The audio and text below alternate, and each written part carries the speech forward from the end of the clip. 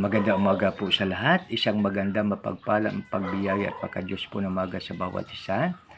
Ang pagpapala na po ng ating Panginoon ay sumasa ating lahat. Sa ngayon mga kaibigan, dito na po tayo sa mga awit 70, no? 70. Panalangin upang tulungan ng Diyos. Kata ni David upang awitin ng punong mga awit, inawit tuwing mag-alay ng handog pang-alaala.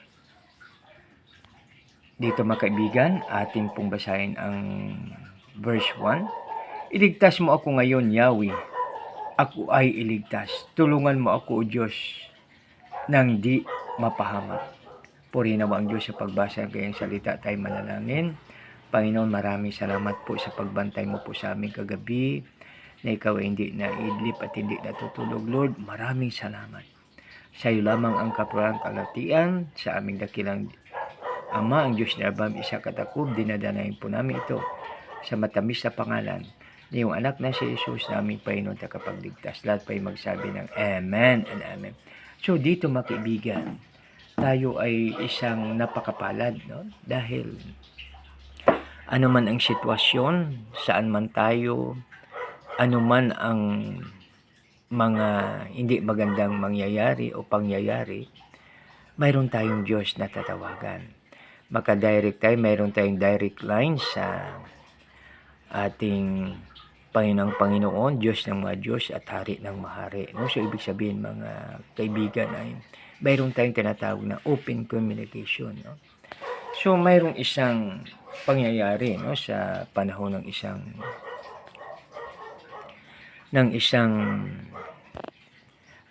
mataas na katungkulan sa armed forces. So, ngayon, yung madali lang nila makapture yung kanilang objectives, no? Naka-receive sila ng tawag galing sa Malacanang, no? Na ceasefire, no? So biro mo yan, no? Siyempre madali na lang nila makubkob tapos nagkaroon ng ceasefire. So ang maganda doon dahil ang mga sundalo naman ay automatic, no? So ibig sabihin na masunurin. Whatever the order should be followed, no? So ngayon yan ang mga kaibigan, no? Yung advantage doon sa kabila na sa objective sila, may direct contact sa Malacanang. So ngayon sobra pa tayo mga kaibigan, no? Dahil ang ating na direct contact ay ang Hari ng Mahari, Diyos ng mga Diyos at Panginoon. So napakahirap kasi mga kaibigan na magkaroon tayo ng sitwasyon, no? Tulad yung sa tinatawag natin na Mamasapano encounter, no? So una-una nasubaybayan sila, no? Subalit yung nagkaroon na ng problem, no? Nawala yung communication. So ibig sabihin na close ang communication, no?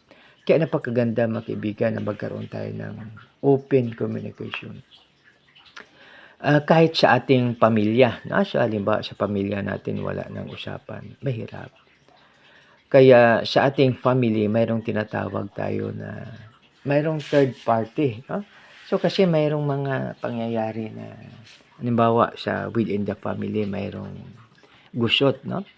Ibig sabihin na mayroong mga hindi magandang nangyayari na hindi malutas within the family, no? So ngayon, mayroong dapat na third party, no? Ano ba yung mga tito, tita, no? So di ba naobserbahan natin na pag sa family natin may problema, so siyempre ang nanay medyo hindi mahirapan siya, tatay. So ngayon ang tito, tita, siya ngayon ang magtulong, no? So di ba na encounter po natin yan na ating naranasan po yan, no? Na ang mga tito kasi sila ay may say rin, no? Kasi yung ating mga halimbawa tito natin o kaya tita, so siya kapatid ng ating nanay o kapatid ng ating tatay, no? So kaya mayroon silang say, o kaya ang iba naman lolo't lola, no? O kaya yung kasi tayo naman sa ating family ay tayo yung tinatawag tayo na ang Pilipino ay siya talaga, no? Mayroong tinatawag na napakagandang relasyon sa pamilya. So, di ba? Tingnan mo yung mga halimbawa may anak tayo na nag-asawa na, so hindi pa sila ready bukod hindi pa siya ready na magkaroon ng sariling tahanan. So, kuwan sila, no? Parang tinitrain muna ulit ng nanay at tatay. Subalit, napakaganda mga kaibigan na halimbawa, nag-asawa yung ating anak, no? So, tutulungan po natin, gagabayan po natin na sila ay makaalis sa ancestral house na tinatawag, no? Yan, no? Mag-alis, no? Subalit mga kaibigan, mayroong isang pangyayari, no? Mayroong isang mayaman, na sabi ng isang mangangaral, mayroong isang mayaman. So ngayon, nag-isa ang kanilang anak. Ang kanilang anak ay babae. So ngayon yung nag-asawa na, inilipat nila ang kanilang bahay. Inilipat nila ang titulo sa kanilang anak na babae. Kasi yun ang tagapagmana. Isa lang yung anak nila. So ngayon, nag-asawa. Nilipat na nila. So ngayon namatay ngayon yung anak nilang babae. So ngayon siyempre ang walang ibang pwede magmana nun kundi yung kanyang mister, no? So ngayon ang mister niya kayo ng anak nilang namatay. So hindi siya good, no? So kinuha niya tapos nag-asawa ulit. So sila ngayon nagtira doon sa bahay at pinaalis yung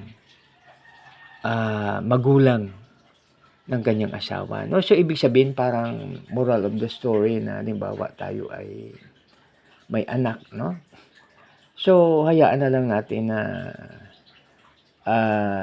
pagkatapos na no? Saka nila makuha yung property na yun, no? Kasi napakahirap na maranasan, no? So yan po mga kaibigan. So, balit dito, no?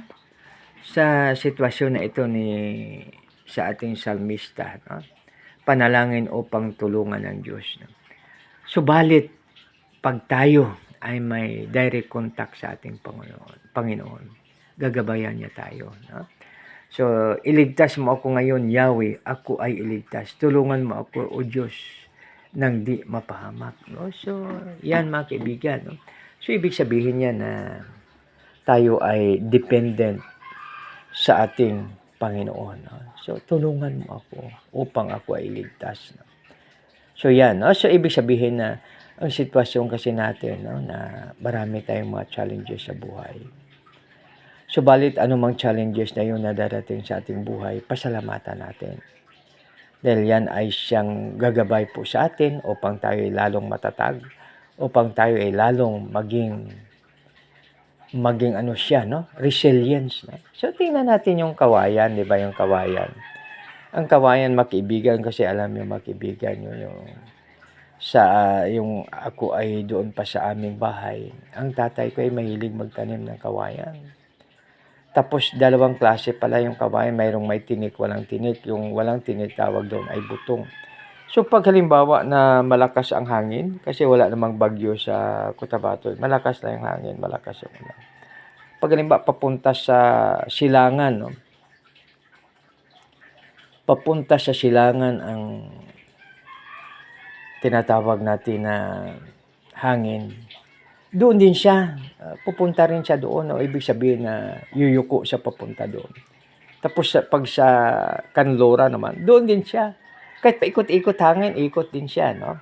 Tapos pagkat wala ng hangin, tayo siyang muli. No? So ito yung resilience, mga kaibigan. So pag mayroon tayong direct contact sa hari ng mahari, mayroon tayong open communication sa kanya, walang problema, mga kaibigan, dahil anytime pwede tayong tumawag. Basahin ko ulit ang 1. Iligtas mo ako ngayon, Yahweh, ako ay iligtas. Tulungan mo ako, O Diyos, nang di mapahamak, no? So, yan mga kaibigan, no? So, tingnan natin, mayroong pangyayari, no? Mayroong pangyayari sa panahon ng World War II. So, humingi ng reinforcement yung isang unit ng German soldier, no? So, may tawag siya ng tawag, walang sumasagot. So, needing reinforcement. We need reinforcement. Parang siya, no? Subalit walang dumating, no? Subalit, mga kaibigan, tayo, pag tayo hingi ng reinforcement sa ating Panginoon, nandyan, no? So, kasi pwede tayong tumawag immediate no? Halimbawa sa may mga hindi magandang pangyari, tumatakbo tayo, habang tumatakbo tayo, nagpe-pray tayo, no? So, yan, di ba? May mga pangyayari na ganun po kasi, no? So, kung siya mga kaibigan, mayroong isa ring pangyayari dito sa Doña Remedios Trinidad, no? So, dito, di ba, halimbawa, yung may mga pukyutan, no? Yung pukyutan, pag umatake kasi yan, hindi basta-basta, no? Ibig sabihin, masakit rin yung kagat, no? So, balit, no, ang ginawa ng mga kasama ko doon sa Doña Remedios Trinidad, nagtago sila sa kugon. Sa kugon pa na hindi makaatake yung kwan. Hindi makaatake po yung, ano ba ito, yung pukyutan, no? Kasi masasaktan sila, no? Kasi 'di ba yung kugon ay maano siya, no? Medyo matalim yung ano niya. Dahon at saka maraming ano siya. So, doon sila nagtago. So, iniwan sila ng kwan, no? Ng tinatawag natin na pukyutan, no? So, dito habang tumatakbo, pwede tayo mag-pray. Tapos mayroon naman mga kaibigan yung aking may bahay, no? So, ngayon, ang kanyang daanan ay kugunal. Ibig sabihin maraming kugon na talahib or whatsoever. Na balitaan na maraming nare-rape doon, no? Paggabi na kasi ang labas niya ay kasi 2 to 10 yung duty na. So siguro mga 10:30 dumaan siya doon. So ang kanya ginagawa ay prayer, no? So isa sa mga pinakamagandang chapter sa Psalms ay ang The Lord is my shepherd, no? So habang naglalakad tayo, the Lord is my shepherd, I shall not want. He maketh me to lie down in green pasture. He leadeth me to the path of righteousness for his name's sake. Even though I walk through the valley of the shadow of death, I fear no evil, for thou art with me. Thy rod and thy staff they comfort me. Anointed my head with oil, my cup runneth over. Surely goodness and love shall follow me all the days of my life, and I will dwell in the house of the Lord forever. So Psalms 23, no? So kwan siya, no? King James Version. So yan mga kaibigan, no? So isa sa mga guide po natin, no? Na ibig sabihin na inspire po tayo. Kasi minsan pag wala tayong mga ang isa pa nga yung aming leader sa kwan